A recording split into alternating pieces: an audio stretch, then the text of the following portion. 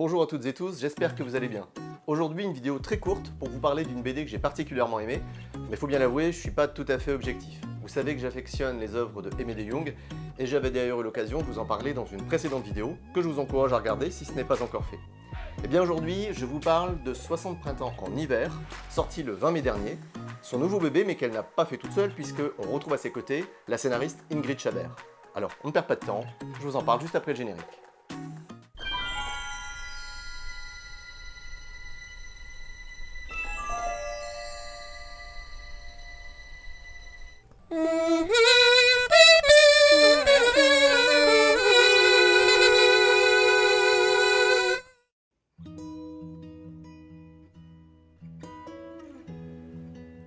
Je ne vous présente plus Aimée puisque je l'ai déjà fait, mais juste quelques mots sur Ingrid Chabert.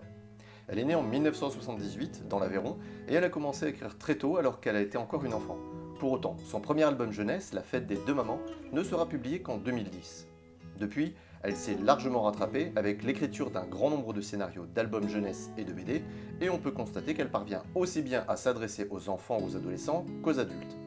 On la retrouve par exemple au scénario de l'adaptation BD du roman de Gilles Paris, Autobiographie d'une courgette, co-réalisé avec la dessinatrice Camille K, sorti en avril 2021, et qui avait également fait l'objet d'un film d'animation sorti en 2016 sous le titre Ma vie de courgette, ayant reçu de nombreuses récompenses, dont les Césars du meilleur film d'animation et de la meilleure adaptation en 2017.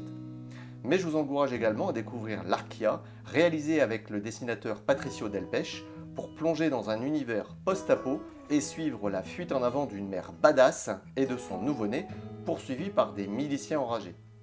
Ou encore, évidemment, le superbe Écume, réalisé avec la dessinatrice Carole Morel, dans un registre plus intime, plus dramatique, et qui incontestablement tient une place toute particulière dans sa vie d'auteur, mais surtout de femme.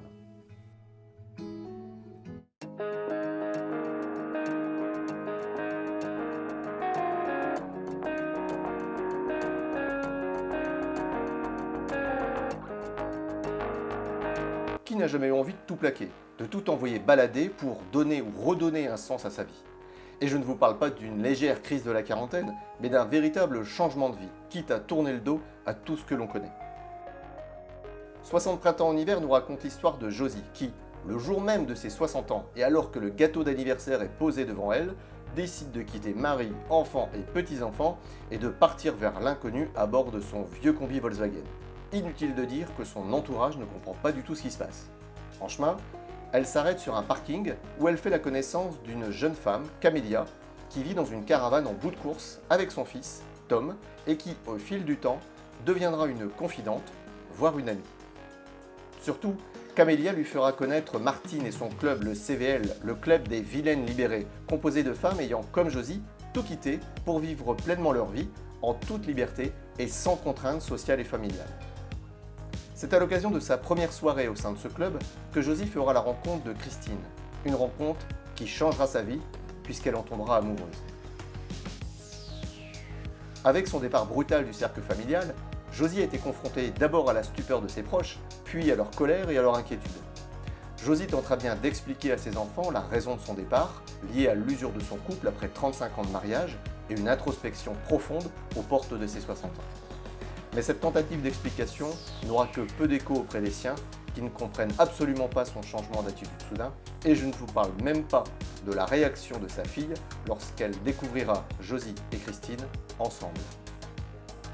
Bref, nous sommes là devant une femme d'un certain âge, bien entourée par sa famille, mais s'isolant progressivement dans une routine déprimante, et qui décide de reprendre en main sa vie, de lui redonner un sens avant qu'il ne soit trop tard, quitte à heurter ses proches, se découvrir une nouvelle sexualité et accepter d'affronter l'inconnu. Cette histoire est donc à vivre comme une tranche de vie, une étape clé dans le parcours individuel d'une personne, ici d'un certain âge, mais après tout, ça peut arriver n'importe quand sans prévenir. On peut être partagé devant l'attitude des enfants.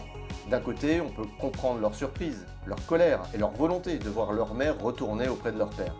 Mais de l'autre, on partage l'agacement de Josie face à ces enfants qui pensent avant tout à préserver leur environnement familial sans essayer de comprendre ce que traverse leur mère.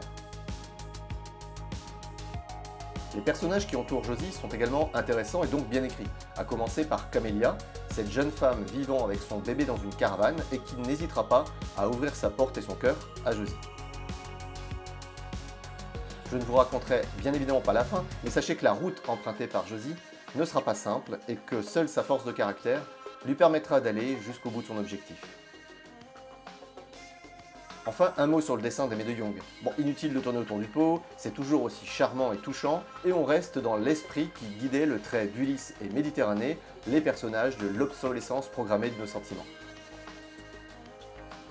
Encore une fois, n'hésitez pas à regarder la vidéo consacrée à Aimé et ses œuvres pour comprendre ce qui me plaît dans son dessin et ses histoires.